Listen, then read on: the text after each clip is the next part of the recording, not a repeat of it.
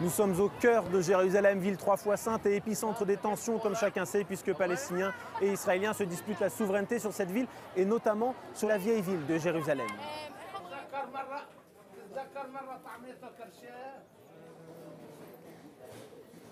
Il faut emprunter une porte presque dérobée pour arriver ici, au Saint-Sépulcre, le lieu le plus sacré pour les chrétiens. C'est le lieu de la crucifixion de Jésus. C'est également là qu'il y a le tombeau du Christ. Et la destruction du Saint-Sépulcre avait engendré la première croisade. L'Église sait qu'elle est importante à Jérusalem. C'est l'un des principaux propriétaires fonciers. De nombreux touristes et pèlerins viennent ici à Jérusalem pour l'Église et sont extrêmement importants pour l'économie locale. Mais l'Église n'a aucune revendication sur la souveraineté de Jérusalem. Ça, c'est une bataille entre Palestiniens et Israéliens.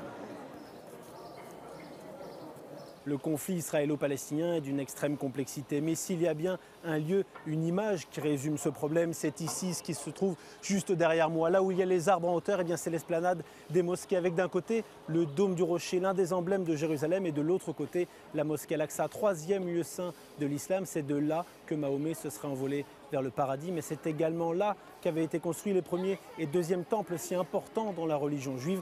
Le seul reste de ce second temple, c'est le mur qui se situe juste ici, le mur des Lamentations.